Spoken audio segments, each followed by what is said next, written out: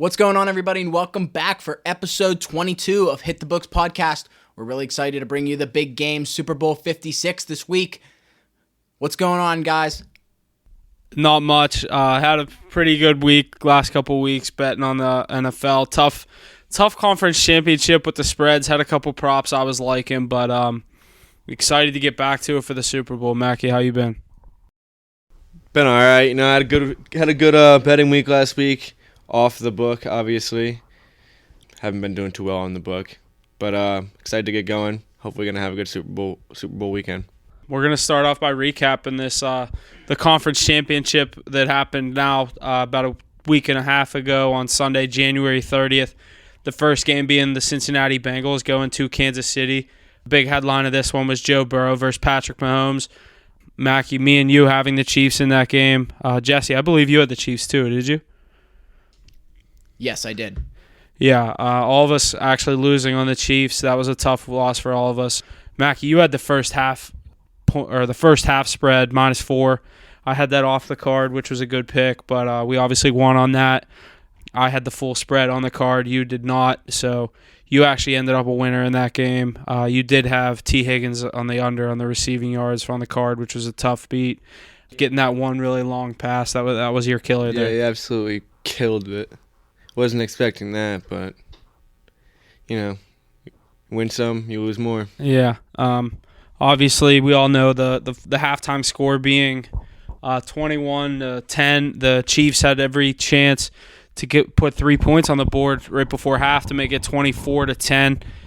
You'd think that put that game out of reach, and going into halftime, they were unable to put the points on the board. Mahomes said in the post-game interview he got a little greedy, trying to get an extra touchdown on the board there before half to take a very, very commanding lead to be up what would have been, what was it, 23-10? Yeah, it would have been 30-10. It was, yeah, you're right, 21-10 at half. They could have gone up 28. They should have thrown the ball into the end zone, so it either stopped the clock or it's a touchdown. Yeah. Why are you throwing the ball out of the end zone and hoping Tyreek Hill gets into the end zone? Yeah, I mean, they're jamming him on the goal line. Eli Apple made one good play in his entire career, and he has to flaunt it on Twitter, but yeah, that was just a stupid play call, and Chiefs don't really mess up like that a lot, and it really cost them this time. I think that's what changed the entire game, I think. Exactly, and obviously we all know what happened in the second half as we're going to be talking the Bengals in the Super Bowl. So Bengals with a huge second half in that game, winning the second half completely, obviously outright with that huge deficit going into halftime. They won the second half 14-3, going in over to force the overtime, and then McPherson with the big kick in overtime. Best part about that game for someone that had the Chiefs, when they won the coin toss, the whole stadium acted like they just won the Super Bowl, and then Mahomes throws the interception in overtime, and the rest is history. Honestly, there's more credit to that defense than anything. We saw it last week 2 weeks ago with how hard it is to stop Mahomes when he gets the ball. Bills did I assume they did everything in their power to, stop him, but you couldn't do anything. In the Bengals game, it was a little different. The momentum was obviously going in the Bengals' way, whereas in the Bills game, it was going in the Chiefs' way. But you don't expect the Bengals defense to make that play. And they came up big. They gave Joey B a chance, and obviously he's going to get those 20 yards to get McPherson in the field goal range and bring them to the Super Bowl. So yeah, shocked everyone, but props to them. Yeah, they're here. They're still in the game. They're still in the playoffs for good reason. They definitely came to play in that second half. But let's jump over to this NFC Championship game, get a quick little recap on that. We had the 49ers visiting the Rams.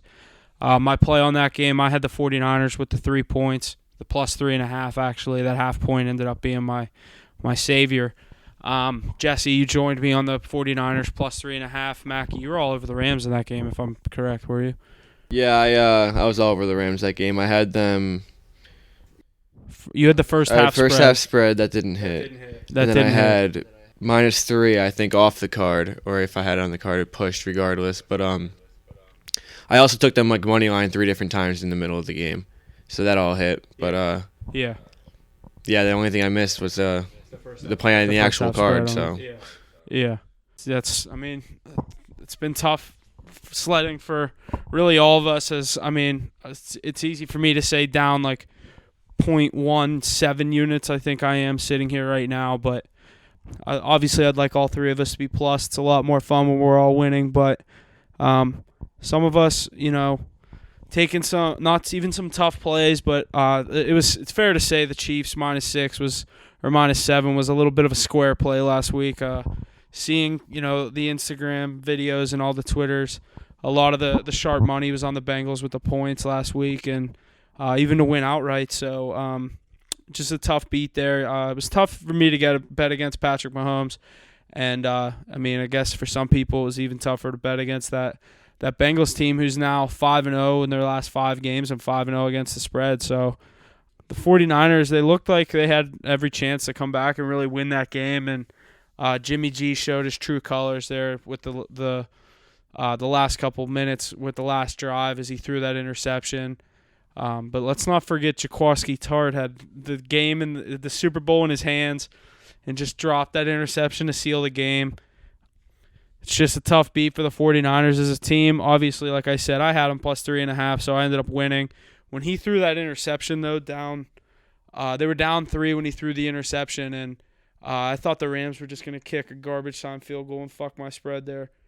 But obviously they didn't. They went into the victory formation, and I couldn't have been happier in that instance. So I ended up going 1-1 on the card last week.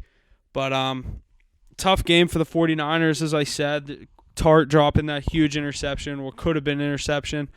So now we're looking at a Bengals-Rams Super Bowl. So I think it's going to be a great game. I expect a lot out of this game. Last year we had the high-flying Chiefs versus the Bucs.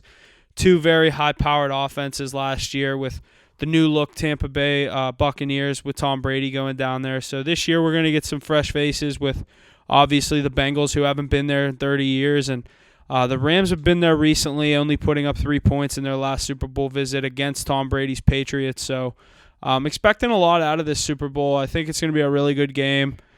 We'll get into the spreads and stuff like that as to what we like for this game. But I'm really expecting a big game from both teams, and that's being not even ignoring the fact that we now have had back-to-back home Super Bowls for a team. Tampa Bay getting it last year, and the Rams obviously getting it this year. So we've had 56 Super Bowls. It's never happened, and now it's happened 2 years in a row. So expect a great game this Sunday. I'm really excited for the Super Bowl. I'm also real excited. I agree with you on almost all the fronts there, Huff. I think there's going to be a lot of good stuff to come out of this game. Joe Burrow versus Matt Stafford. See you on Super Bowl Sunday. Alrighty, and we're going to start this game off before we get into the spreads and the money line and stuff like that. We'll start with everyone's favorite Super Bowl prop. We're going to get right started with what color Gatorade do you guys see being poured on the winning team, if any? There's been a couple stretches over the past couple of years where teams actually didn't even dump Gatorade, and I don't know. In that situation, does the bet push? I mean, if I lost a bet because there was no Gatorade pouring, I'd be pretty pissed. I think most books would definitely do something there. Push that. Yeah. Yeah. I would hope they would. If there's no color. I mean, if you're betting illegally, you're probably shit out of luck. But yeah. I bet you some might have an option for none. I wouldn't be surprised. If there is an option for none, then yeah, you're just shit out of luck. But yeah, because I saw. Let me pull up what I saw on Instagram the other day from Barstool. The past Gatorade colors for the past so many years. Let me see here. It has now hit none twice in the past 1, 2, 3, 4, 5, 6, 7, 8, 9, 10 Super Bowls. I don't know what the exact odds are for this year's colors on the Gatorade. This isn't normally a prop bet that I usually love to take. The Giants threw purple Gatorade in their fucking Super Bowl. That was the biggest long shot. Oh my god. But yeah, going into this one, looking at the odds on this, you're gonna have to just Google it. That's funny. All right, the odds I got for Gatorade color this year are orange at +130, lime, green, or yellow at +300, clear or water at +175, blue at +600, red at plus 1,000, and purple at plus 12. Why is red plus 1,000? Purple's always plus 12,000. Always. Or 1,200. Always. I don't know why purple's such a underdog. Purple fire Gatorade color, if you ask me. Is light blue considered blue? So they just throw in both blue Gatorades in one? There's some value packed in there. You get 2 colors in one pick. My pick on this one, I'd be going yellow or orange. That just being said, obviously the Bengals, this is totally ignoring their team colors, but I think it comes into play with what they like on the sidelines. Really, it's what does your best player drink, and that's probably the one that they're going to grab. Or the most full Gatorade tub left on the bench. Do you think there's different color Gatorades in every single thing? On the benches? Oh my God! So it comes down to like whatever one Whichever they one grab. they grab, yeah. Oh, But that is dude, I guarantee crazy. every single color is on the side. There could be a water one. That's why there's clear water. They could just grab the water one and do it. I thought they were okay. It's not like they just drink orange Gatorade. I was you know gonna what say mean? because like halfway through the game you could be like, wow, this team has orange Gatorade. Yeah. Because they buy the tubs of like the mix. Yeah. They're sitting over there making it. Probably in the Super Bowl, they have them make it in the fucking injury protocol tent so no one Yeah. can see it on it. But yeah, I don't know. In that situation, I'm probably leaning, like I said, yellow or orange. Just I'm not going to be betting on this. I love a good prop bet for some plus money, but this is a stretch in every sort of the way. Yeah, I might throw a little on red. I don't know why I'm feeling it. What were the odds on red? Plus 1,000. Yeah. Why plus is red 1,000? 1,000? I like blue, 600. Is there a Who am I shortage? kidding? Is there a shortage in like red Gatorade supply that we don't know of? Yeah, I don't know, dude. COVID should really shut down the red Gatorade supply. Yeah, as far as the Gatorade color, I'm leaning yellow or blue. Or what did I say? Yellow or orange? I don't even, that's what I mean. I don't even have a pick on this because I'm not too hot on it. But Yeah, I usually don't bet on this, but I actually might. I might have a pick, even on the pod. No, I'm kidding. I wouldn't do that. I would not Full do unit, that. red Full Gatorade. unit. Recover That for the whole season. would recover me. Yeah, and then some. You'd I'd be be up up like like three and You're only change. down like 5, I think. I thought I was down 6 and change. No, I think it's 5 and change. To be up 4 and change.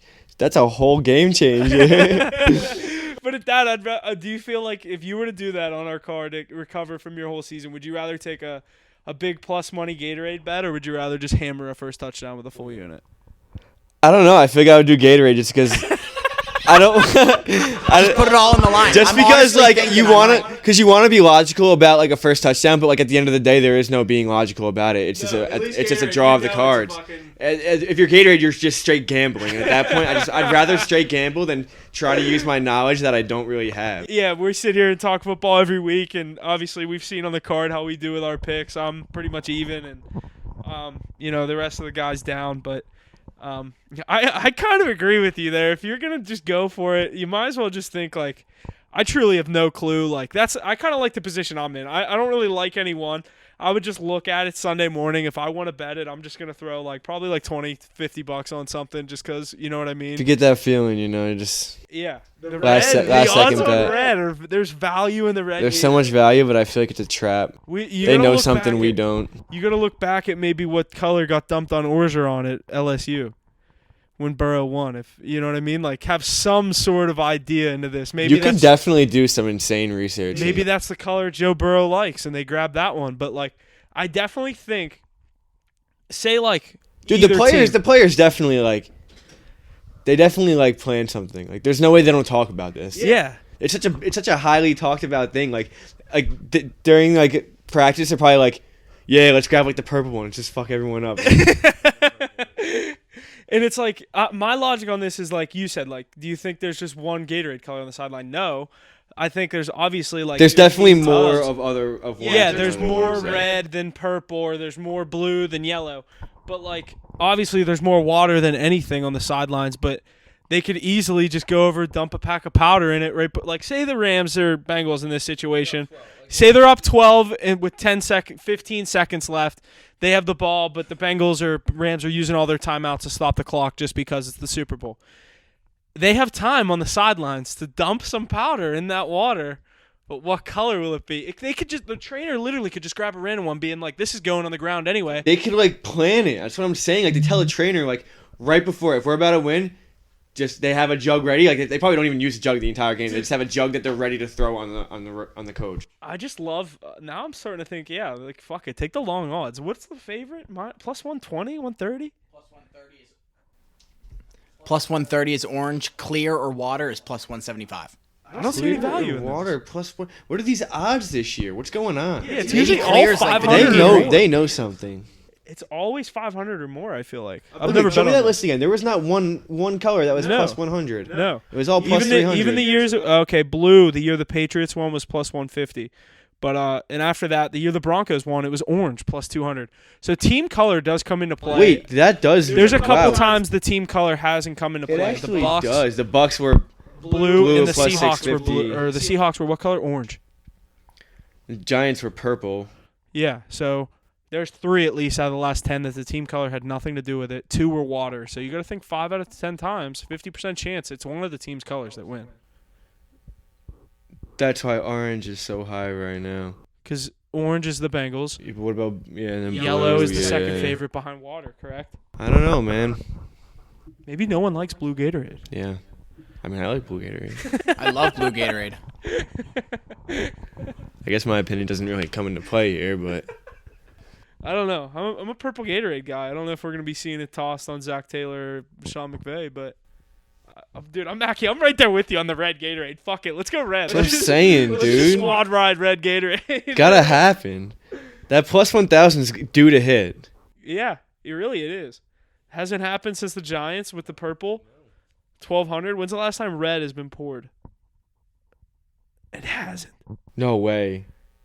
It is on that list. It hasn't happened in the last. Who the 10 fuck? years. Because honestly, who the fuck drinks red Gatorade? Like, Yeah, it's so basic. Makes your mouth all red. yeah, exactly. It stains.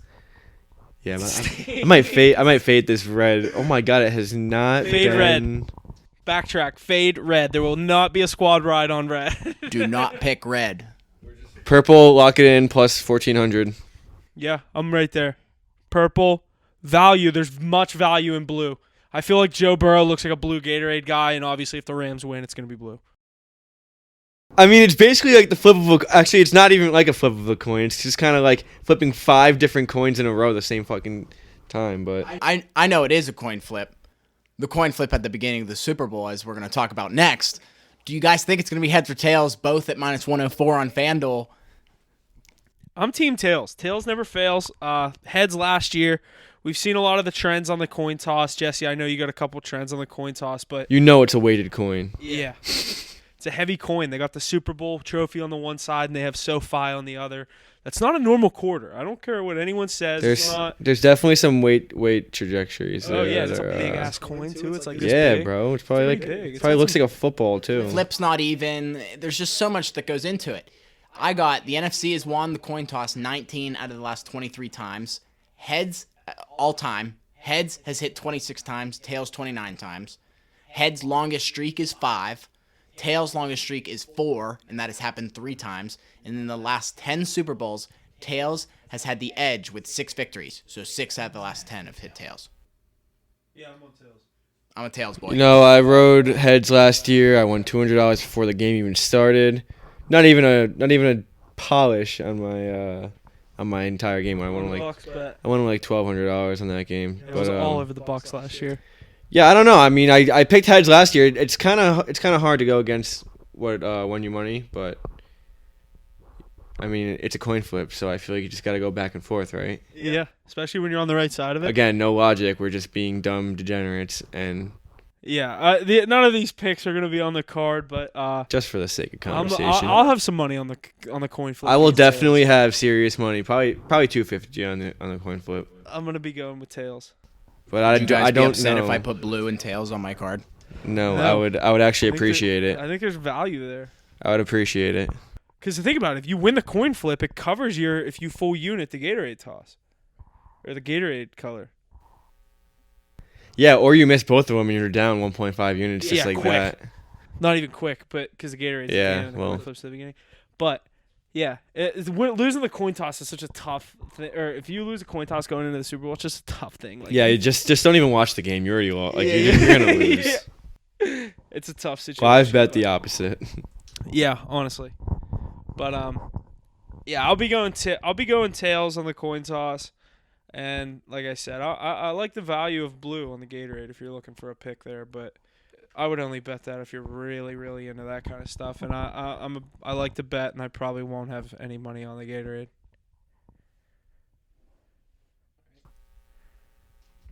For myself, I don't know. I think Blue Gatorade's kind of intriguing, plus 600. And I'm going with tails on the coin toss. I might put tails on my card. I'm not really sure. Let's see how I'm feeling. I mean, I feel like you have a better chance on the coin. Take this out, but I'm like it's literally a coin toss. Like you have a 50-50 shot. If you like to gamble, this is for you. Yeah. Alrighty, now we transition into our Super Bowl segment. Let's start with our guests. We got two great ones this week. Ace and Tony, both have been on the podcast once before. We're happy to have them back. Tony, say hello. Hey guys, what's up? Happy to be back. It's going to be a good Super Bowl. Take it away, Ace. Hey boys, happy to be back here. Looking forward to getting some good picks in for the big game. Love it. Super Bowl 56, SoFi Stadium, Los Angeles, California. February 13th, 6:30. We got the Los Angeles Rams and the Cincinnati Bengals. The Rams coming in, favored it at -4. Money line at -198. Bengals, money line at +166. And the over-under at 48.5. All right, question for you guys. So there's this guy on, I think it's DraftKings, whatever it's on. He has a $100, I think he placed at the beginning of the season. There was a $100 bet to win $10,000 on the Bengals Super Bowl, to win the Super Bowl.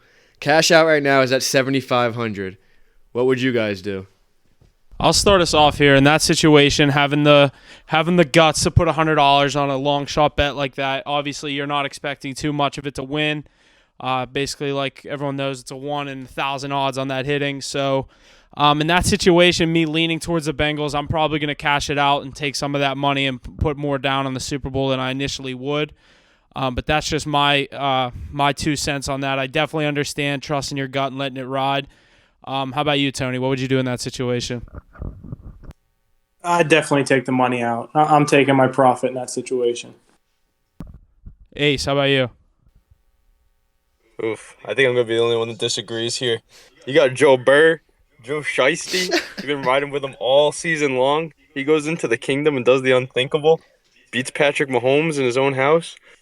I think you got to let it ride. If anything, you might hedge it with the Rams a little bit, right? I mean, you could do that. You gotta just to make back what you put down. You gotta at least hedge to the point where you can't you gotta make some money. Yeah, you'd at least have to. Exactly. If you're gonna That's hedge, what you I'm gotta at thinking. least win $5K. You think? I mean, that's not. I mean, you could do it like that, but I'd just ride with my guys if I got it. I'd definitely be making sure I walk out on top, though. Jesse, what would you do in that situation? I don't know. I think I got to agree with Ace. I think you got to ride it. I think you got to keep it. I think that extra cash is worth that. I think because Bengals got it in them to take it away. All right, let's get right into this game. Enough with the little the little side chat, futures bets. Let's just have a couple quick takes on the game. We're gonna get into some player props, more of the actual lineup of the game, what we're looking at on the board. I'll start us off with a quick trend where you can make some money pretty quick here. Anyone have any interest on this opening kickoff to not be a touchback? And I will get into why I like that question, and it is because the opening kickoff to not be a touchback in the last 20 Super Bowls is 18-2. It's a pretty hot trend if you ask me. Tony, what do you think? You have any interest in a play like that, a little prop? The stats don't lie, I guess. I guess I would follow you on that one. Yeah, I mean, 18-2. I initially, when me and you were talking about this last week, I said, do you have any interest in that on the plus money? It seems like a lot of these sports books are starting to catch on to that trend right now, as I've seen the money dropping on the plus side for the kickoff to be returned, not for obviously for a touchdown, but just not a touchback. The 18-2, I mean, obviously they knew about it, but clearly with a lot of these two elite kickers, more McPherson on the Bengals side than Mac Gay for the LA Rams. But Ace, you have any interest in that, 18-2? No, that's definitely something I'd actually stay away from. Although that's a good trend to follow.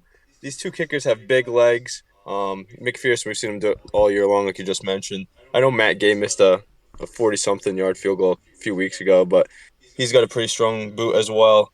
And plus with these two coaches, I know McVay's been there once, so I'd look back and see what he did against the Patriots last time they played. I don't even know if they had the initial kickoff, but it's kind of a tough question to answer with Zach Taylor in his first year as a coach, what they're going to end up doing, what philosophy they go with. I feel like these guys play by like metrics and stuff like that, so they're going to look deeply into how that's going to affect the game. Well, if you think about it, I mean, most players, if you're returning a kick to start a Super Bowl, you're gonna want to like start off with a bang. Like you're not gonna want to let it hit the end zone and just call it a touchback. So I feel like if the kick is in the end zone and it's not out the back of the end zone, I feel like 90% of returners are gonna take that out. Yeah, I definitely agree with that. The returner definitely wants it, but my thought is they're going to want to boot it out of the end zone. Which here, McPherson probably will end up doing. Yeah. I don't know if that's a bet I'll be taking. Just more one. I saw that stat, and I absolutely had to bring it to the podcast this week. But let's get into more of the actual lineup of the game. Like I said, with the spread being 4 for the Rams, getting -4. The Bengals obviously receiving those 4 points, and the Bengals with plus money on the money line. We'll get right into this trend I have. Teams entering the Super Bowl with an against the spread record of 500 or worse are 1-5-1 against the spread and 0-7 straight up. And that does come into play here as the Rams are 500 against the spread this year, going 10-10 this season. Obviously, we all know the Bengals. I don't know their exact record against the spread. I know that obviously they don't fit into this stat line because them being such heavy underdogs in most of their games this season. Does that affect anyone's take on this game? How about Mackie? You want to start us off here?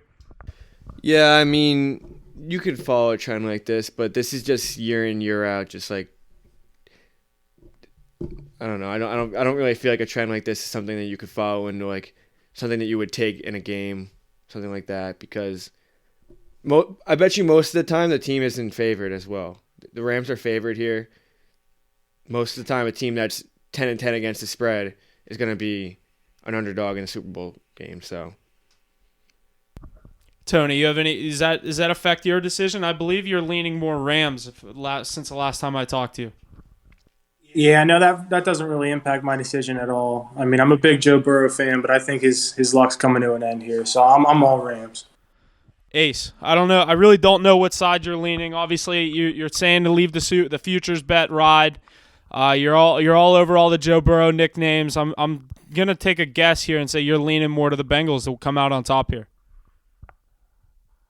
See, in that case, with the futures bet, if I had it, I would let it ride. Just you have to. You've had it going all year. I feel that, yeah. But no, I'm actually going the other way with the Rams. There's too much talent on that roster to go to waste. Plus, like I said before, McVay's already been there. He knows what it takes to win the Super Bowl. I mean, he lost to Bill Belichick, the greatest coach of all time. I mean, he's going up against a rookie coach who's in his first playoff run of his career. And that stat you brought up before, I mean, you said they're 10-10 against the spread, so you really don't know which Rams team's going to show up. Exactly. I guess that's the way I'm looking at it. Because I've seen them blow teams out throughout the year. We've all seen that. But then they have these close games where you're like, what's going on here? So it'll be interesting. I mean, if I'm going one way as of right now, I'd definitely buy the point and get it to 3 and ride with the veterans over in Los Angeles. Yeah, Tony, I believe you kind of given me a very similar take on that. You're going to be taking like a -3, -2.5, maybe put it with something else, correct? Yeah, I see a close game here, so I'm going to lower it a little bit. I think it could be a field goal deciding this thing. You don't think it'll be coming off the toe of an Evan McPherson like all the previous playoff games have? I don't think so. I think that offensive line is really going to be a weakness for the Bengals. I think Aaron Donald's going to eat. I can't disagree with that. We were having a little bit of chat before the game on what we're thinking about before going into this episode, and me and Mackie were talking. He said the same thing about the offensive line for the Bengals. My take was if the Titans can get 9, I think the Rams can beat that, if not tie it at least. Just another quick little stat going into this game. Obviously, we all know the Rams are the home team. They're going to be wearing white jerseys in this game. Bengals are going to be wearing their black uniforms. The team wearing their white jerseys has won 14 of the last 17 Super Bowls. So that's definitely going to be in play for all of the Rams fans out there, especially our two guests, both leaning towards the Rams. We also have a home Super Bowl yet again. So you back-to-back years. You can't bring that out of play. Like the Rams are literally playing a home game in the Super Bowl. Do they have any fans though? I guess there might be more Cincinnati fans in LA right now than there are Rams fans. This is just a question for everyone, I guess. Did you see the Super Bowl pep rallies for the two teams? The Bengals had theirs at their stadium, Place was obviously I saw sold that. out, going Oh nuts. my God, going The Rams, insane. the Rams was at a high school field, and it wasn't even that packed. Did you see that? I didn't see it. No, I saw the my God. Bengals Did though. either of you see that, Ace or Tony? Did you guys see those videos? I did No, I not. gotta look at it. Was it like 10 Rams fans snapping out and like 2 of them are Matt Stafford's relatives? I saw the video was real of the Rams. It was at a high school field in L.A. It was just like a one-sided bleachers thing. Obviously, all the cheerleaders and the teams out on the field. It literally looked like the high school team going to states. I saw a meme of Jalen Ramsey running out, and instead of the audio, they just put crickets over it. It was so funny. There was not a fan behind him because they filmed everything from the side where you can't see the fans, so it literally looked like he was the only one on the football field. It was hilarious, but Why would they do that at a high dude, school football field? I don't know. I guess they couldn't get in SoFi, or they were worried that no one was going to show up to SoFi. Yeah, I guess like it'll look better when with 100 people at a High school field than Yeah. 100 people, and they'd be like, "Is this practice?" Like, all right, I'm ready to talk a little bit more about the game right here. Jesse, you want to give us some of your trends going into this game? Absolutely. So I got some Super Bowl trends. I got some trends for each of these teams. We'll start off the Super Bowl trends. Teams that have more forced turnovers have only won 6 of the previous 55 Super Bowls straight up, and are only 8, 36, and 8 against the spread, a cover percentage of 18.6%. So the Rams have 23 and the Bengals have 21. So the Rams fall into that stat there. Since Super Bowl 13 in 1979, 26 teams have scored 30-plus points in the big game. Those 26 teams have combined to go 26-2 straight up and 23-3 against the spread. So if we think one of these teams is going to score over 30 points, take them to win. Super Bowl 36 marks the first time the NFL's championship game was played in February. It has only been played in January once since then. The AFC hopes the game remains in February moving forward, as they are 12-7 in Super Bowls played in the month of February. And for my final Super Bowl trend, underdogs are 5-1 in the last 6 Super Bowls with a male-led halftime show. Dr. Dre leading the halftime show with Snoop Dogg, Eminem, and Mary J. Blige. I really like that stat. I really like it. I've been looking at it for like a week now. Some team trends. Rams are 2-9 against the spread in their last 11 games versus AFC teams. Rams are 13-5 straight up in their last 18 games as the favorite. The Bengals have covered 7 straight and are 9-2 against the spread in their last 11. And the Bengals are 6-1 against the spread in their last 7 games as the underdog. Take it away, guys. All right, I'll start us off here talking about the actual game, getting the 4 points for the Bengals and the money line being a nice little plus 166. I'm sitting here right now. I'm leaning Bengals, and I'm not too ashamed to say it. Obviously, all the hype around Joe Burrow right now, but that's not even really why I like the team or why I like my pick right here. But I'm just leaning more Bengals. Like everyone keeps saying, it's a team of destiny. Like I just keep telling myself I can't see the Bengals winning the Super Bowl. I can't see the Bengals winning the Super Bowl, so that's not exactly why I think they're going to win the game, but I think they're here for a reason. They, like Ace said earlier on in the podcast, they beat the Chiefs now twice, not only throughout the season, they beat them twice within a month, both games falling within the month of January, coming back from down 21-3 in Kansas City. That's no fluke of a comeback there. I think this Bengals team is different than we've seen, obviously over the past 30 years with all the years of losing that team has had to endure in that fan base, but there's not too many injuries on the Bengals side of the ball that I'm looking at that I'm too iffy about. Like, say, if they had a big Jesse Bates out of the lineup in the defensive backfield, or even a Mike Hilton. But most of their defense is there.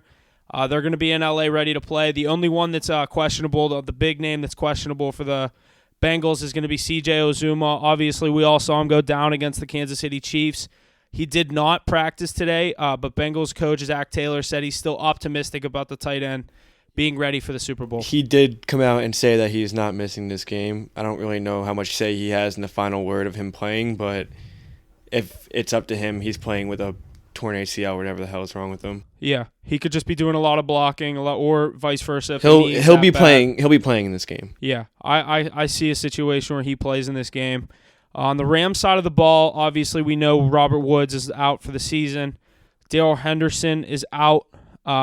He has a good chance to return for the Super Bowl, according to the young McVay. But Got a lot of questionables. You got to assume all these guys are going to play. Whitworth questionable with a knee injury, the old man. Jalen Ramsey, the lockdown corner, he did not practice last Friday with a shoulder injury. I haven't heard too much about him not playing, so I'm expecting to see Jalen Ramsey in the defensive backfield for the Rams. He's projected to be all over Jamar Chase, but another one, Van Jefferson, the third receiver for the Rams, he's questionable with a knee injury. Cam Akers, questionable shoulder injury. He appears to be absent from a third straight practice. This is as of last Friday. Expects the running back to play in the Super Bowl against Cincinnati. So I just think there's a lot of question marks on the Rams side of the ball. That being said, that's not really why I'm leaning towards the Bengals in this game. I'm not too sure if I'm going to take them to win or give them the points here, but I just think the fact that this Bengals team has overcome a lot of adversity this season. Obviously, no one expected them to be here. I had a Super Bowl bet futures that I placed back in August, Chiefs versus Bucks, and obviously we see how that went. The Bucks losing divisional round to these Rams, and the Chiefs losing to the Bengals in the conference championship round. But Tony, I want to get your 2 cents on this as to maybe why you're leaning Rams is what you like, other than maybe that offensive line being such a big factor going up against Aaron Donald in this Rams defense.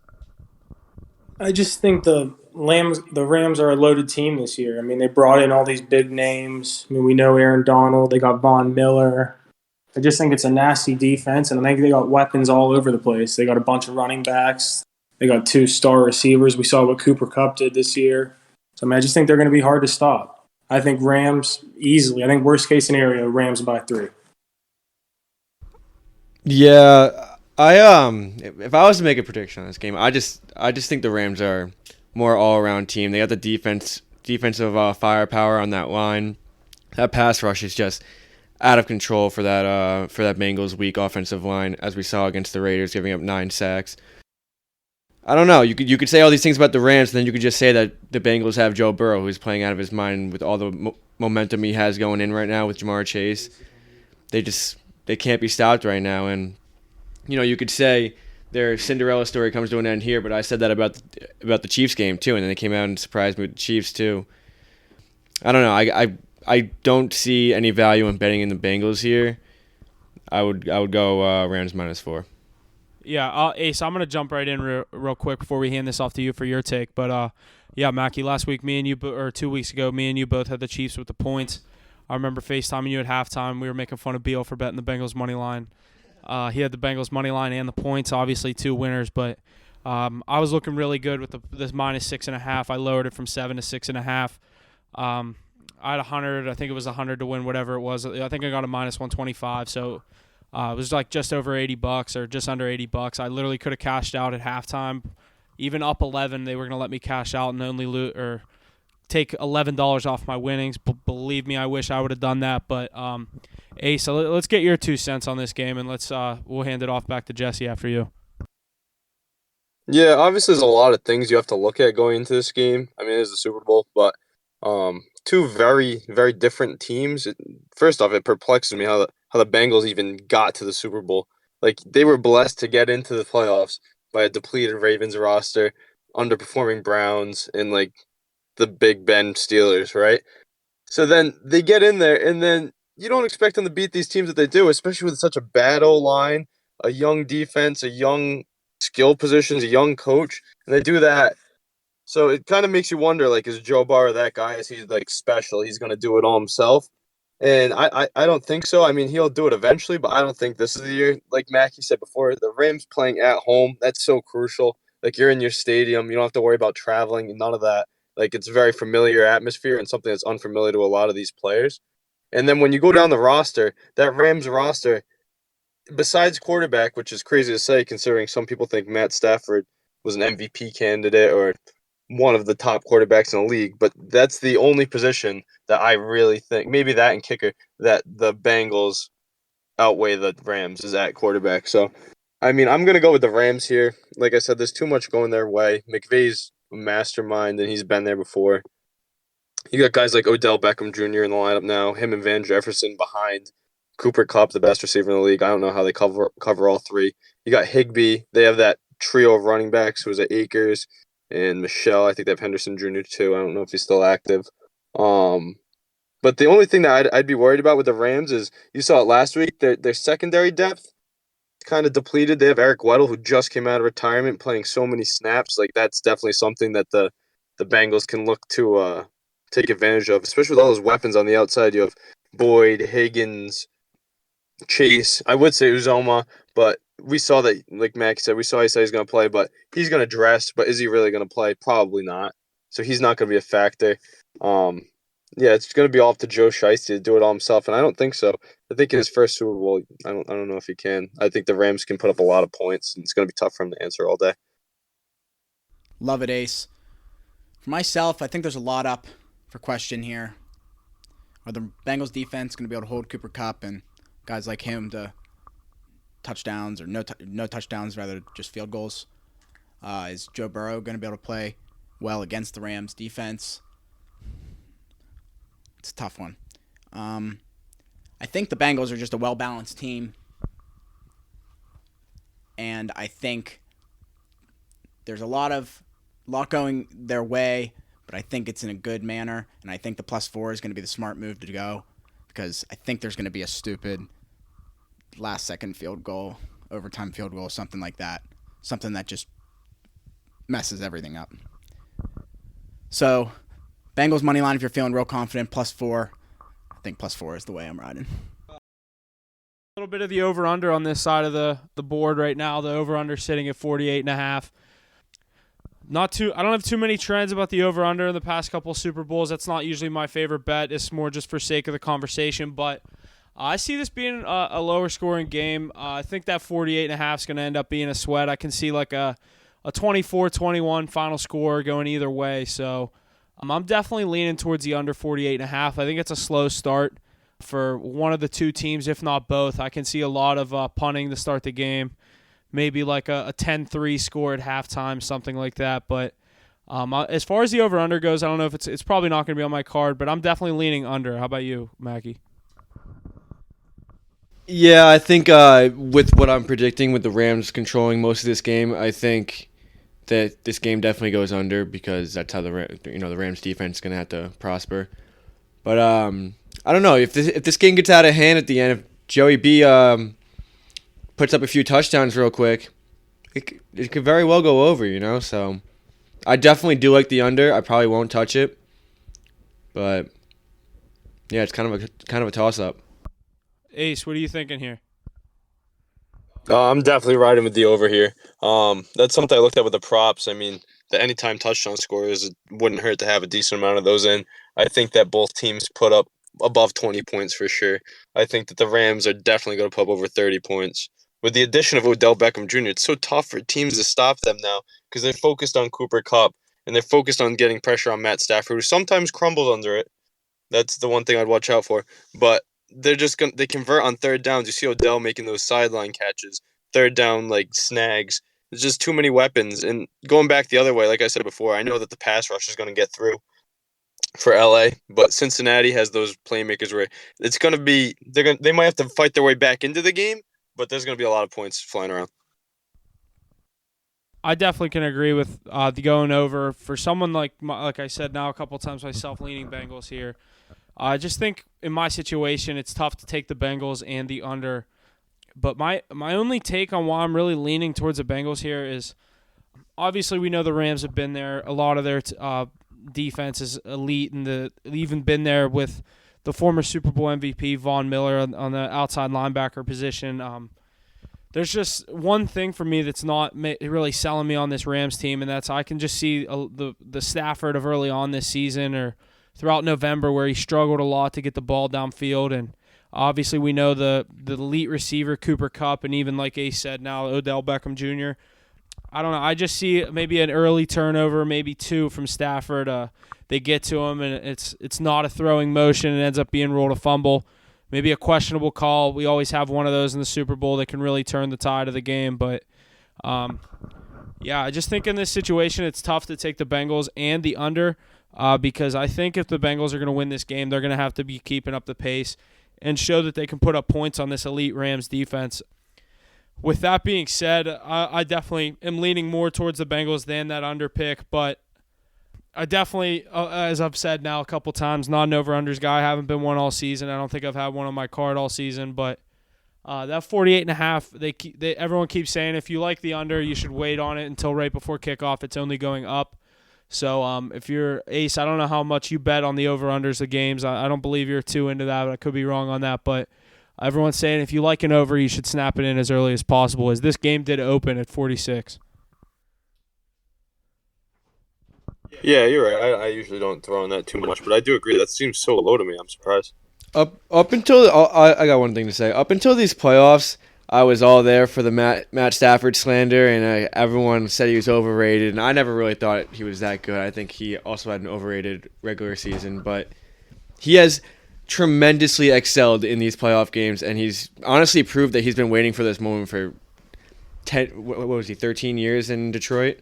A lot. And I'm a Georgia fan. I like Georgia football, and I usually support their players going into the pros. He's a Georgia alumni, football alumni, I should say. I don't know if he actually graduated from there. That's a whole different point. But in this game, I just don't see too much coming off the arm of Stafford. I think if they're going to win this game, they're going to have to exploit the Bengals' defense in different ways. Maybe a lot of short passes where the Bengals kind of know they're going to play their cover 2 or man defense and get back in the way deep and kind of prevent the Rams from throwing the ball deep to Kupp and Van Jefferson. I think you're going to see a lot of OBJ in this game. I think a lot of slant routes coming out. The one prop that I did like before we get into the props is I saw Odell set at 5 receptions. I think that's going to be a hit. I think he goes way over. I think he gets around 7, 8 receptions with how heavily guarded the Cooper Kupp is supposed to be with Mike Hilton and even on the side of Jesse Bates. So this the Bengals defensive backfield has been. They've gotten the job done all season. Like I said, coming back against the Chiefs, absolutely shutting down Tyreek Hill. I'm leaning Bengals here, and I don't know if I'm going to give them the points or take the money line, but there's a lot of question marks around this game that I'm just not sold on yet, that I can't make my pick yet. But as far as that goes, I'll be waiting until Saturday when the card comes out to make my pick. Ace, we got a couple more that we're going to get into here. Now I'm gonna load up the FanDuel app and get the exact odds on everything that's current right here. We're gonna start to get into more of the player props of the game. We'll start out with the anytime touchdown scores, or actually we'll start out with the first touchdown. Ace, do you have any take on the first touchdown? Do you need me to read you some odds off, or you kind of know who's gonna be favored and what you're gonna like? Yeah, I've looked at the anytime touchdown scores for a decent amount, so I kind of know who's going to be favorited for that first touchdown score. The only thing that's going to keep it interesting throughout for both of those types of props is the way that these coaches play the game. I mean, are they going to keep it close to the vest and play conservative, or are they going to continue the trends that they've been doing all year? And that's what I think they're going to do in this game, is stick to their guns. So I could definitely see, I know everybody's going to say this, I could see Cooper Kupp scoring the first touchdown in the Super Bowl. That'd be pretty easy. That's who I'd definitely go with. On the Bengals side, I wouldn't look at anyone. There's nothing. Maybe Joe Mixon. That's who I'd guess. And there's a lot of anytime touchdown scores I have in mind, but we can get to that when you want to. Yeah. I actually already have a bet in place. I was up some good money last week, and I found a little play on DraftKings. They do the little same game parlays for you where they build them out. One that I actually ended up placing. It's a very long shot, plus 36 or plus 3,500 odds. It's a Cooper Kupp first touchdown with a Jamar Chase second touchdown. I put $100 on it to try to win 3,500. I mean, that's one where you see those odds. If you like it, you got to take it. That's my kind of scenario where if I saw that and I didn't take it, it probably would hit. But I'm going to go into the game with that in my bet slip, as I have it already placed. I have for about a couple days now. So I definitely agree with you going Cooper Kupp on the first touchdown. And for someone that's going to be rooting for the Bengals in this game, I'm not going to go too crazy thinking they score the first touchdown. They get all these anytime touchdown scores. I do think the Rams get on the board first, and that's the only thing that's shying me away. If I'm going to bet the Bengals, I might want to – it's just scary because you take the chance of if the Bengals do go up, the odds are going to drop heavily, and it's going to be more of a pick'em game, even if the Bengals can stick around plus 110, 120. I do see Cooper Kupp getting in the end zone first. That was my play. Couple weeks ago in the Cardinals game, in the wild card game, I hit on Odell. I don't see a situation where Odell gets in first here. Not that he won't be targeted throughout the game. Like I said, I like his receiving prop, but first touchdown, and like I said, a lot of people are going to be saying it, but I like Cooper Kupp. He's only sitting at 490 on FanDuel. I see him at 550 on every other app I have, so I'm definitely going to be using one of my other apps, as we are not sponsored by FanDuel. So definitely going to be shopping smart and getting the better odds on that. So Cooper Kupp 490, Cam Akers plus 650, Joe Mixon plus 700, Jamar Chase plus 800, Odell 900, and T. Higgins plus 1,200 to round out that top 6. Mackie, you have any interest in any of those plays or anyone that's not on that board that you like? Yeah, I think if you're gonna go with a Bengals player, you're gonna go Jamar Chase. I don't see the value in Joe Mixon. I think Jamar Chase gets the ball a lot more, or in the red zone a good amount. Who else? No, T. Higgins plus 1,200 for good reason. I don't really see him getting in the end zone first. Cooper Kupp, obviously the obvious answer here. I'm surprised Sony Michel's not up there. Him and Cam Akers just kind of split carries, especially in the red zone. They get the ball to Sony Michel a lot. So I like Sony Michel too. Sony Michel, he's sitting right after T. Higgins. He's the one that he's sitting at number 7. He's going to be tied with Tyler Boyd at plus 1,300. Yeah, but I don't understand why Cam Akers is plus 6. I mean, I guess he is the primary back, you would say, but multiple times last weekend, I guess you could say 2 weekends ago, they were in the red zone and Sony Michel was out there and Cam Akers was on the sideline. So yeah, I mean, and it's been seen all season as the Rams get down near the goal line, they definitely sub out Akers and bring in Michel. So and that being said, I don't see a situation where Akers kind of breaks a long run. Maybe the Rams are sitting at the 40, 30-yard line of the Bengals and kind of gets in for a 25-plus yard rushing touchdown for the first touchdown. Not to be said that he can't do it, but usually the Rams, at least every time I've had one of their first touchdowns, they're sitting kind of right around the inside the 10. They got the first or second and goal, and you always see Sony Michel, the former Patriot, sub in, and you can't score the first touchdown if you're not on the field. And again, that's not a guaranteed fact that they bring in Michel, but that 1,300, I agree, it should be sitting a little lower.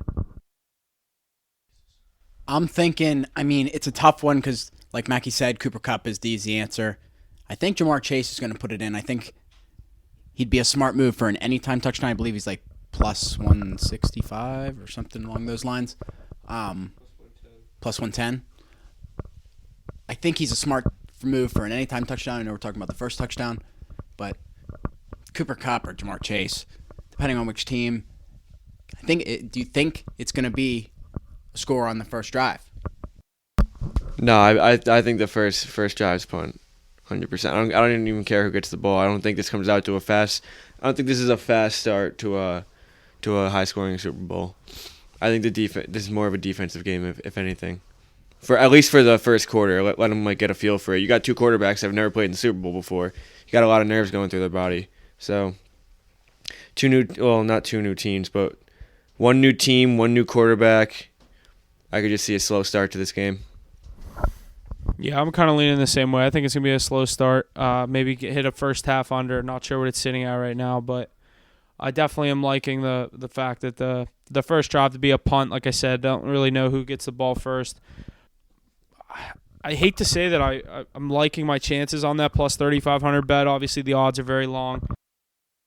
To get the ball to your number 1 receivers, obviously they're going to be guys that are covered, but you know that each quarterback's looking at their number 1 guy every play, seeing where he's at on the field. So as probably 70% of the Rams plays are drawn up for Cooper Kupp, the other 20 going to Odell and maybe 10 just for whoever else is on the field, of Van Jefferson or Tyler Higbee perhaps.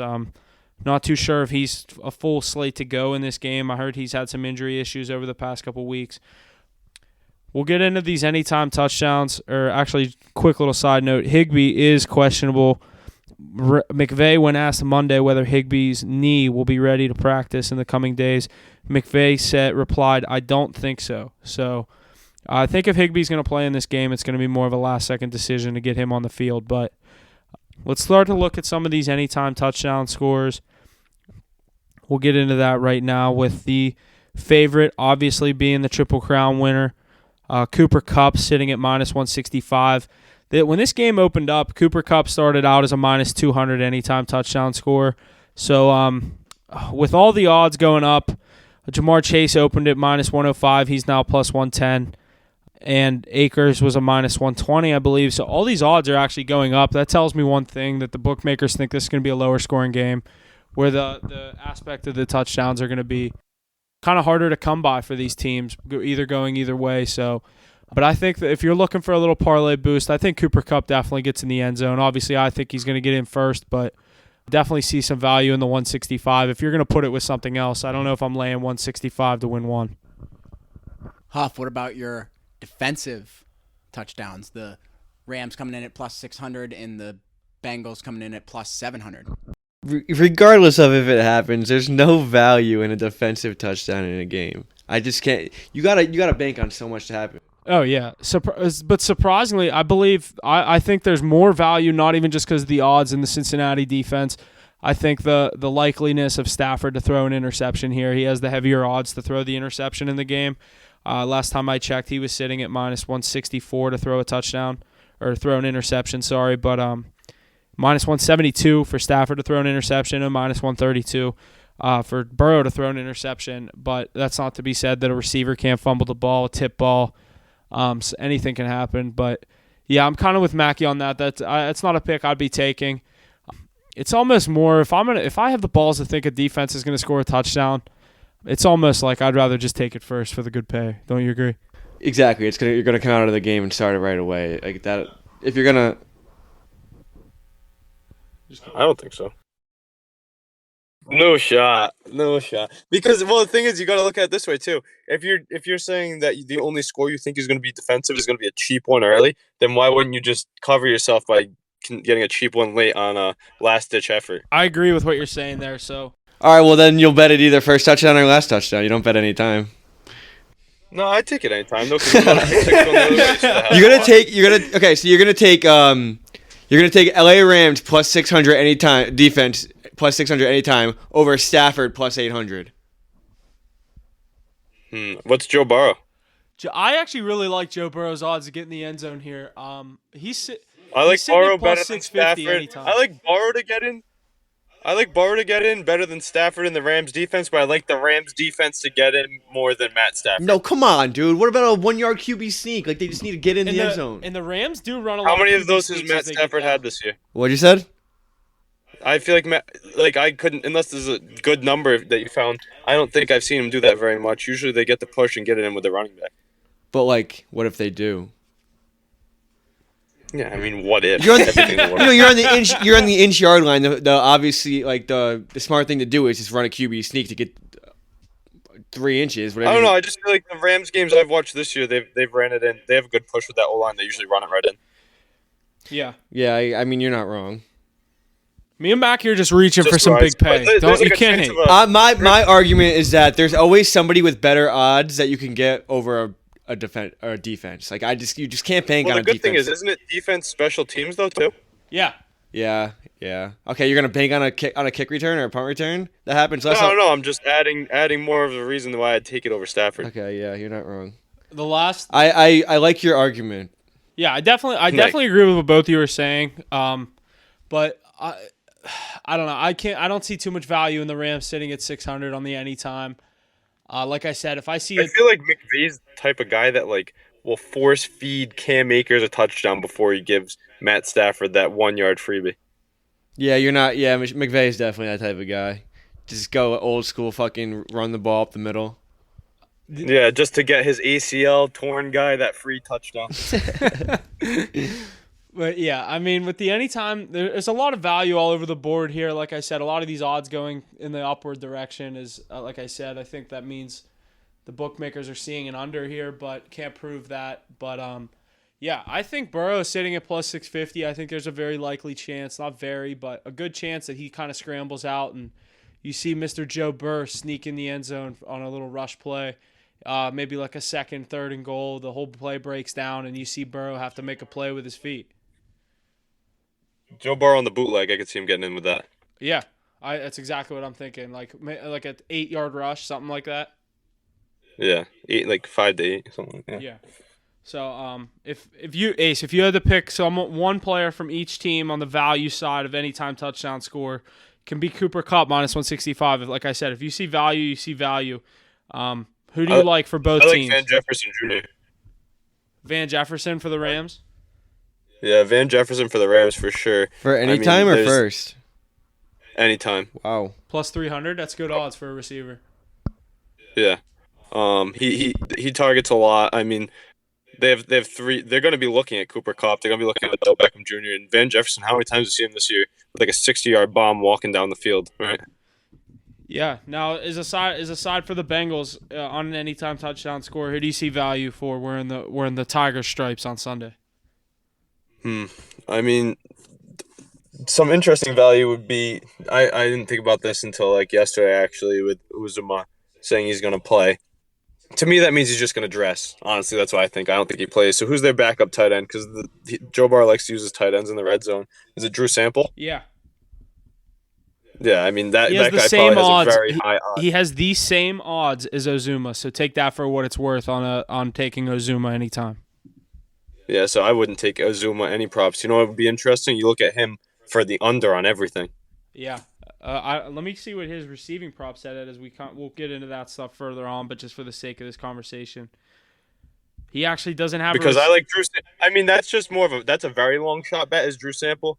But if I were to look for some value on that side, someone like what's his name, Samaje Perine, Yeah. someone that spells Joe Mixon in the red zone, vultures those touchdowns. He got one last week or last game for them, I believe. Yeah, he got their first team touchdown. He got the one to make it 21-10 at the end of the half, and we all know what happened after that. So he definitely started that Bengals comeback there with that nice little long. I believe it was a reception. If I'm not, am I right on that? Saying it was a catch. Yeah. It was a pass behind the line of scrimmage, like right at it. Yeah. He broke a couple. And the other thing is you have to remember Joe Mixon, like throughout his career, he always gets dinged up. I could see him on the sideline for at least a series. Yeah. And they have to rely on Perine in the passing game to get get the ball downfield. Especially if they fall behind late, you're going to see Perine in the backfield more often than not. You guys are really reaching here. Hey, you're reaching for some extra The value. Super Bowl. I mean, You got one obviously game left. We're reaching all over the board. if like the people that I really think are going to score, obviously Cooper Kupp, Odell Beckham Jr. is definitely going to score a touchdown. I really Joe think Mixon, that, I like. I really think Odell gets in the end zone here. Odell is definitely getting in the end zone in the Super Bowl on national TV. He's dancing at halftime. If they win, he gets in the end zone. That's a good point. Yeah. If they lose, Matt Stafford's going to have an abysmal game. You think? Yep. I don't think the Rams lose in a shootout. Their defense is too good. They're not gonna give up. Like, I think the Rams could blow them out. It kind of reminds me of like You what's his name think- when Cam Newton had that MVP season and he went to the Super Bowl and everybody was all hyped up and they played a significantly better team. And got You're rolled. right. It does kind of remind you of that. But you think that in a shootout, like the Chiefs, like the Chiefs Bengals game, Joey B is gonna lose that game? I think so because I think that the Rams secondary, or not even the Rams defense would make a play they'd make a play that the Chiefs didn't make. I think if the Rams give Joey B a chance to win this game, he's gonna take that chance. If it's a close game, I think that he. Yeah, and Do you think Jalen Ramsey gets an interception? honestly, no. No, He doesn't. he doesn't come up in big games. He hasn't throughout his whole career. He's honestly, you might hate me for this, but he's honestly the most overrated. He's the corner. He's the most overrated corner of all time. I swear to God, he's the most. Oh, he's pretty good though. What? You know what he is? He's a ball hawk. Yeah, I mean, obviously he's my thing with defensive backs is you were such a good wide receiver that you couldn't catch the ball, so you transitioned over to the defensive side of things. Honestly, cornerbacks are literally just wide receivers that didn't make it. That couldn't catch the ball consistently. Okay, yeah, or catch the ball. Yeah. They're just less athletic. I mean, I'm gonna like I said, Ramsey hasn't been known to come up in the big game. I don't know. Well, he was on the Rams. He was on the Rams against the Patriots, right? Or was he still a Jaguar? He was still a No, Jaguar. I think we he beat the played- Jaguars to get there. He played Tom Brady in that AFC Championship game. Yeah, you're right. And Yeah, Brady that's lit what him I'm up. saying. Yeah. Yeah, that was the game. That was the game when Jalen When Ramsey Blake said, Bortles, it was almost Blake Bortles versus fucking Nick Foles in the fucking. "Yeah, that Super would have been a Bowl. brutal Super Bowl." And the craziest thing was that was even the year that Brady won one. Brady won it the year after. Yeah. Yeah. You ever see that you picture of against those the four? Rams. Those 13 four. to 3, whatever it was. Yeah, you ever see that picture of those 4 quarterbacks all walking down like towards the stadium? Bortles, It's Brady, Cousins. Bortles, Cousins, and Nick Foles. And the caption is, "The craziest thing is Brady didn't even win it this year." He almost did. It was almost a Bortles Foles Super Bowl. Yeah, that was the year the Steelers lost. That was a home playoff game. The Jacksonville Jaguars came in and just absolutely dogged my Steelers. But back to this defense side talk for the Rams. Obviously, they know they have the weapons. This is a super team that they paid for. They definitely paid all the big money for the big names, like I said. Now Von Miller. It's just, and like you said, Weddle coming out of retirement. They had to get him back as they had the hole at the safety position. I think Burrow, back to what Mackey said, in a shootout, I like Burrow's chance to get them in field goal range. And in a dome, McPherson is not missing. That being said, I don't think it's going to be that close of a game. I think the Rams cover the spread, but I'm just saying if it does come down to that, I think Joey B comes out on top. Yeah, like if I had to think of the game, like by shootout, I don't mean like back and forth shootout. I think that the Rams go ahead early. I think one of the bets I'd look at is like a race to 10 Rams. That's a good bet right there. Rams first half -3. I'm something like that's interesting. What's the first quarter line? That's something to even look at. So I think the Rams. You're at home in the Super Bowl. Like you should come out hot. The thing about a first quarter line is that it could either be like 3 or it could be 1, and it's basically the same thing. Or it could be 2.5, and it could be 1. It's the same thing. First quarter spread is sitting at Rams -0.5. Obviously, the Bengals +0.5. The Bengals +0.5 is -136. Rams -0.5 is +112. That tells me they think there's going to be a tie. They think it's going to come out slow. Yeah, that obviously the tie is what could kill you. But I think at home, I mean, Joe Burrow hasn't even seen the Rams yet this year, and he saw the Chiefs already earlier in the season. He put up over 30 points. They saw him again, but it took him a half to get going. On the road against an even better defense, probably one of the best defenses he's seen all year. I don't think he gets going right away. He did play that Pittsburgh defense twice this year. Lit him up both times. He's figured out some serious defenses. He's just a tough player to bet against. Like he's an elite player. He wins games. Like he's a winner. I'm not gonna lie. I didn't have the Bengals in that game against the Raiders. Mackie, you had the Raiders. Jesse, you had the Bengals in that game. I just had a couple props. I've learned my lesson betting against the Bengals this year, and I'm at the point where I'm going to either live or die with them at this point. I've lost too much money betting against them. Last week, the Chiefs. The week before that, I'm blanking. Who'd they play in the divisional round? Divisional round, they play the Titans. Titans. I had them against the Titans. I knew I bet on them at one point during the playoffs. Damn, I was going to say we all just blanked there. I knew it went Raiders, someone Chiefs. I knew they didn't play the Raiders. I lost in the first round. So I did bet on them when they played the Titans, though. I did have them. That game. We'll go back real quick. That game against the Titans. I mean, everyone keeps saying how bad that offensive line is, and I mean the adversity that Burrow was facing that game, getting sacked 9 times, the field position that he was faced with. Obviously, it got him off the field at some points, but even in that Chiefs game, it'll be a 3rd and 9, and you'll see him scramble for 11 yards. I mean.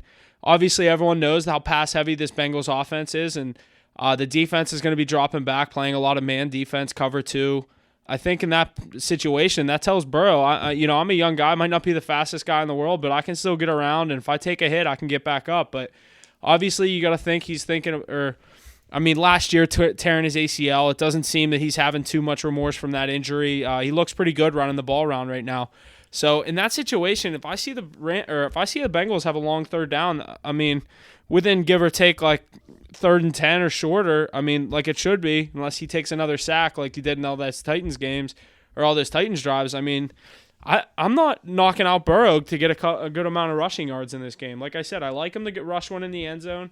As far as the rushing prop for Burrow, where he's going to be sitting at, let's get official number here, 10.5 yards. I love the over on that. Anyone else agree with me, or is anyone leaning more towards Burrow under 10.5? I'm definitely with you on the 10.5 over 10.5 yards for Joe Burrow. I mean, if you're betting on the Bengals, though, obviously it'll be tough. At the end, if he's kneeling out some yards at the end, that could screw you. We saw that with Pat Mahomes 2 years ago. Doing that one play. If you think about it, that's just one first down he has to convert himself. So if he can buy some time with his feet, pick up one first down during this game himself, then you should be good. Yeah. I don't know, Jesse. What are you thinking? You think he can get more than 11 yards or 11 yards? I absolutely think he can get more than 11 yards. He runs the ball at some point, and he gets those little 1 and 2 yard plays, and like when they go for it on fourth down and stuff, he's gonna get 11 yards, I think. Right? Back to what Ace said. Ace did have a good point there. I always forget about in the victory formation. You're gonna lose 2, maybe 3 on the double step back. Dude, Mahomes lost like 8 or 9 because he was trying to waste time. He was doing the double take. He was trying to waste time, and he was running around back there, and then he would lose like 6 yards, 7 yards. That's the thing about taking a quarterback rushing prop is unless it's like Lamar Jackson where he could have the chance to break a 50-yard rush, that it's not even a touchdown. But Burrow's odds here for 10.5 minus 110. I like the over on that. Ace, I'm not gonna lie, what you said is kind of scaring me away from making that a pick. I just feel like it's a number that's like too good to be true. Like, why is it only 11 yards? Why is it only 10.5? I think because of exactly what we're talking about right now. Yeah, One reason that he might actually be a good bet for 10.5 yards though is, like you've said before, Joe Burrow has been carrying this team. He goes that extra length. He's like the ultra competitor. So he's going to grind it out if they're losing late in the game. He's going to make sure he stays in bounds to take that hit to gain an extra yard. He'll do it himself if he has to, I think. If he's in that situation where he has nothing open and he needs 11 yards, he'll get 12 yards. Like that's just the way he plays late in games. You saw it against the Chiefs, you saw it against the Titans. He just extends plays and he ultimately gets a first down on third downs that he needs. So, I feel like over 10.5 here is an easy bet, but I don't know. I feel like everyone's going to say the same thing. And when does Vegas ever lose, So, yeah, talking about the quarterbacks, we'll get right into the passing props. We got Burrow sitting at 276.5 and Matt Stafford 281.5. So, Ace, we'll start with you. Which quarterback are you leaning more on their over, or do you like them both to go under? What are you thinking with those numbers? 276 for Burrow and 281 for Stafford. Well, I'm just going to stick with my trends that I've been saying all night. I think that it's going to be an over game, and I think they're undervaluing the talent that these two quarterbacks have in their arm. I mean, they could both put up 50 yards with one pass, right? They're not going to rely on at least I don't think they're going to rely on a mix and run game too much. Like I said before, I think the Rams come out. I think they could have a chance of blowing them out. I'd look at an alternate spread, but I'd like them to both throw for 300, hit that century mark, whatever they call it. Honestly, I agree. I think that even with the low scoring game, they can both still throw for over 250. What is it? 270, 276, 281. Is that what the 276 and 281? Yeah, I think that they could definitely both go over that. I think Joe Burrow should definitely go over it, regardless of if he wins this game or not. Matt Stafford, maybe not. He could I just feel like his defense could put him in situations where he's not going to need to get 70 yards to get downfield. So his numbers might not get up that high, but I think Joe Burrow should definitely get over this 276.5. Going back, we'll lean right into the player passing touchdowns. I mean, I think these quarterbacks are set right where they should be. Is Burrow set at 1.5 with the heavy minus on the over at minus 154, and Stafford's actually sitting at 2.5 with the under being minus 200. Do you guys see any value in those picks? Mackie, we'll start with you.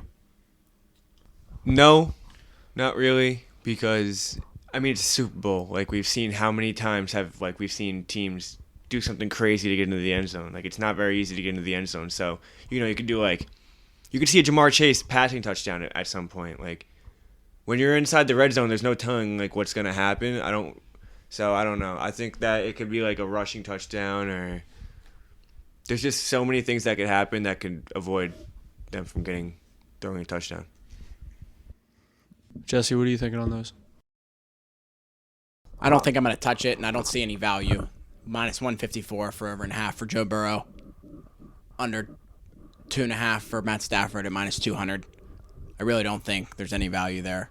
Is Joe Burrow going to put up 2 passing touchdowns? I don't really know. Not if it's an under.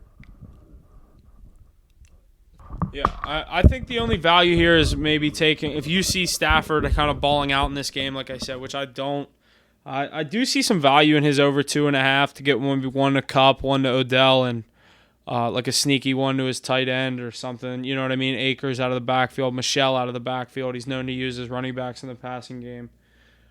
Yeah, as far as the passing touchdowns, I'm not seeing too much value in those. But as far as the passing yards, I'm leaning on the over for Burrow and the under for Stafford just to make a couple picks there. But we're going to use that to go right into the receiving props. Who are these yards going to be going to from these elite quarterbacks' arms here? Just to get into a couple, we'll name the two big receivers and maybe the running backs. We got for the Bengals, Jamar Chase, 78.5. T. Higgins, 69.5. Cooper Kupp, 105.5. And we'll go Odell, 62.5. And we'll go right to the running backs here. Joe Mixon, 24.5. And Akers, 16.5. So I'll start us off here. I got a little trend about this one with the receiving props. Joe Mixon has not gone under on his receiving props since Week 16 of this NFL season, being 5-0 in the last 5 weeks, obviously, going over Week 17, 18, wild card, divisional round, and last week or 2 weeks ago against the Chiefs. So I guess we'll start with Mixon. Does anyone see any value in Mixon over 24.5 receiving yards? Keep in mind the Bengals are 5-0 in those games, so. Yeah, absolutely. If they're going to win this game, he could be a big part. Passing game. I'm not huge on Mixon to catch the ball out of the backfield. I see his work truly coming in the ground game. Yeah, I don't see much value in these picks. Cooper Kupp sitting at 105.5. It's such a high number, but it's so doable for him. We've seen it game in, game out. He gets 100 plus receiving yards. So I don't know who's to say this. I like Cooper Kupp too a lot. I mean, you have to think he goes over 100 in the big game. He's the receiver of the year. Yeah, it's not even like he's playing like best defense he's played. Like probably actually one of the worst. He's playing Eli Apple. Probably one of the worst defenses he's played. One of the worst matchups he has. So, they're lining Hilton up on his side. They're not going to deal. Zach Taylor is not going to line up Eli Apple across from him. He's going to. I hope we see that. He's going to have to guard him at least sometimes. There's so many weapons on that team. Yeah. And Mackie, we were sending the memes back and forth. Jr. feast on the apple. What'd you say? You gonna let Odell Beckham Jr. feast on the apple? I think you have a better chance at that than letting. Were they Giants teammates? Yeah. They were, right?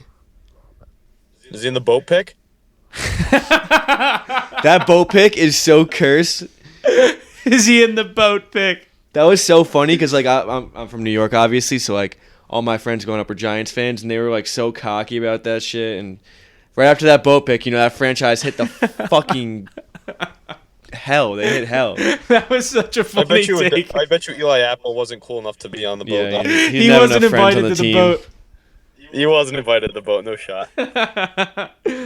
But one that I'm looking at, Jamar Chase, obviously they're going to be heavily guarding him, so I'm more leaning towards maybe like a Tyler Boyd over 39.5. They're going to have to get that ball somewhere, and Higgins has been shown that he can drop the ball in any given play. He's had his chances throughout these playoffs to get in the end zone and dropping the ball a couple games in a row and consistently throughout the course of these playoffs. I mean, if you're going to cover Chase, maybe even double cover Chase, I like the Pitt alumni to get in over on the 40 or the 39.5. The over I was sitting on that minus 114. So, like I said, Bro's got to get the ball somewhere. I do like Mixon's over, but not going to be leaning more towards that. I like that stat. He's 5-0 in his past 5 games, but none of these receiving props are really jumping off the table at me. I don't know about you guys. Yeah, Huff, what's the receiving prop set at for Odell Beckham Jr. for receptions? Receptions? Yep. 5.5. When I saw it last, it was sitting at 5. The 5.5 over is now sitting plus 116. Yeah, I like that a lot. I do like That's that. That's a go-to guy in crucial situations like third down, red zone. Like they're going to scheme the ball to 13. 3. OB3. OB3. Oh yeah, he's wearing 3 now. I forgot about that. Yeah, you can't reach back like 1-3 anymore if you don't wear 1-3. Right. I mean, hey, he's still got the 3 in him though. You can still see that juice. You think that he wasn't going to be one of the players to change his number? Really? Out of he needs to fucking. He had to get that LSU number. Yeah, you're not wrong. Was he 3 at LSU? He was 3 at LSU, and Landry was 80. That's why Landry was 80 in the pro. That's probably why Andrew Odell said he's picked gonna- 13. He was like, all right, if I can't be 3, I'll just be 13. Yeah, definitely. So I guess I'm riding with Jarvis Landry then. Who's not in this game? Yeah, he's not in this game, but he's riding with the Rams. Do you see him join the press conference or media day? Yeah. Oh yeah. Yeah, that was pretty sick. I'm not Go gonna get lie. a Super Bowl. Shut up. You're just mad you're not there. All that hate against the Browns for Odell, and it was his fault. Now look where he is. He's in the big game. But It wasn't his fault. Yeah, exactly. It's that Oh, I guy thought you named were- it's that guy named Baker Mayfield. Guy that can't throw a football. Real quick before Ace signs off with us, we're gonna look at these rushing props. Mixon 60.5, Akers 65.5. We already said Burrow 10.5, Stafford 5.5, and Pirine 2.5 for the rushing yards. Your boy P-Rod. My boy, me and Ace's boy Ace, your Pirine. boy Can Pirine. he get 3 yards, Ace? Can Joe Mixon stay healthy a full game? And my answer is still no. So I think he can. So you're leaning on the over for Pirine at 2.5.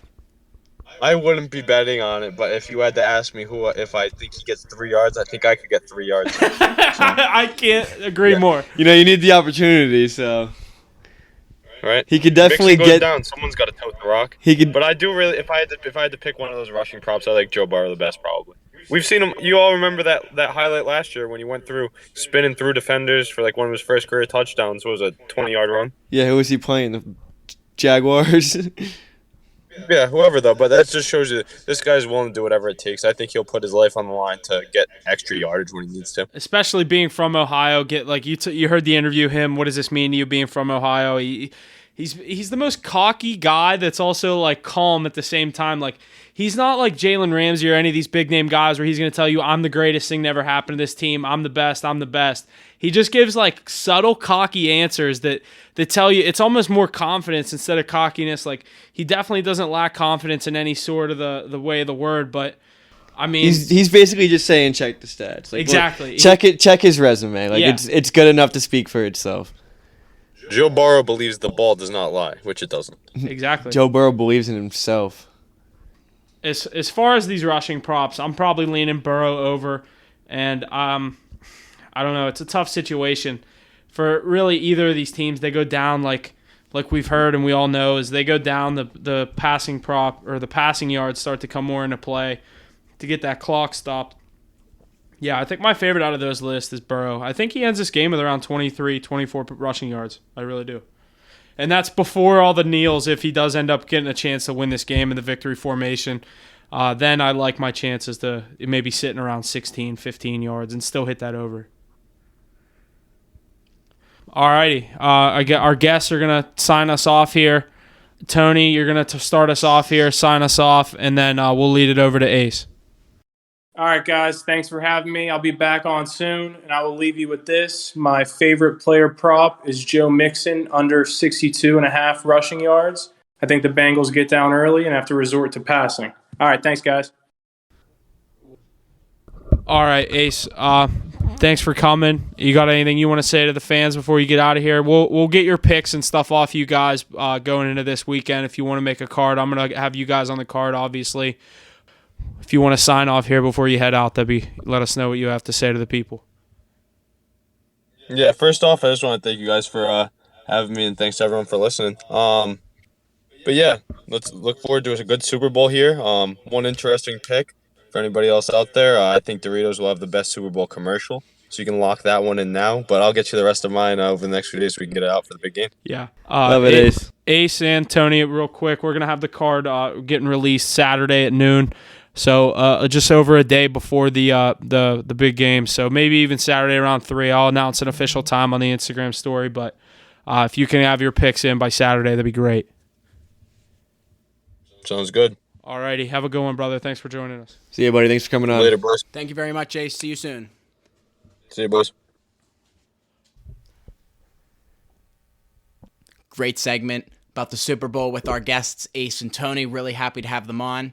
Hoping to have them back here after the Super Bowl sometime for some March Madness and different talk. Huff's going to expand on that. Take it away, Huff.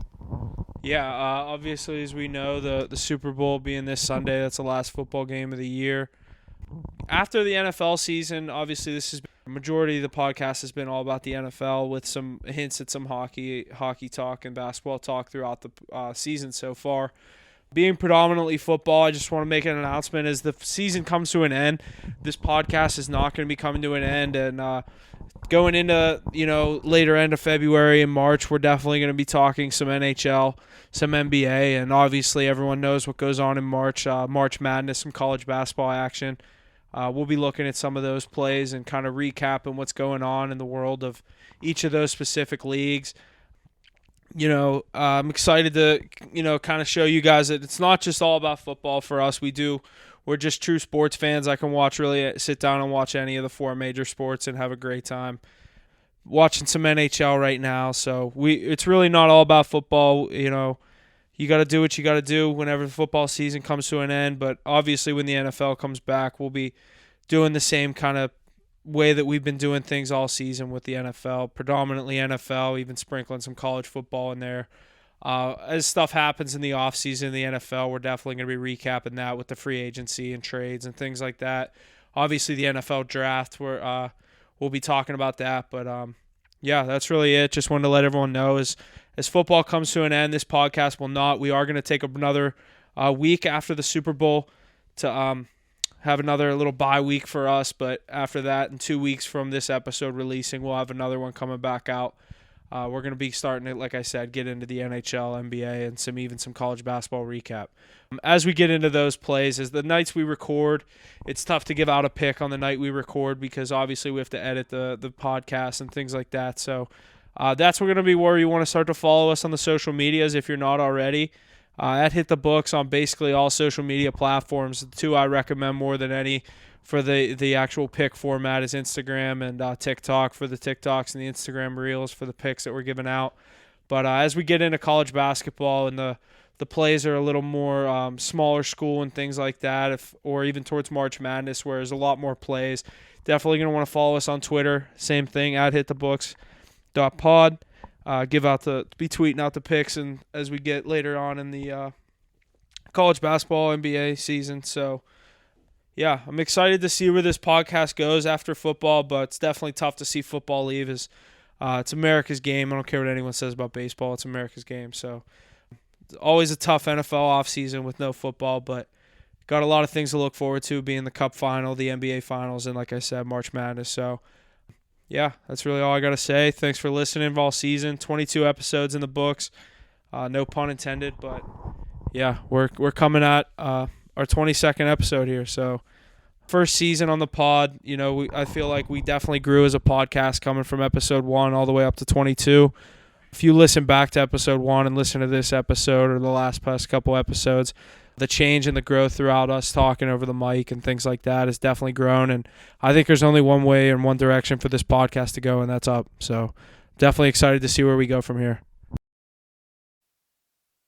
Yeah, boys, it's been a hell of a year with the past 22 weeks. We jumped into this not really knowing what we were going to do, but it's definitely turned out to be something special. So thanks for supporting us throughout the year, and as we move into March Madness and, we'll keep doing NHL, maybe some MLB when it comes back. We'll keep the picks coming. We'll keep the podcast coming. So just bear with us here while the NFL season's at a pause.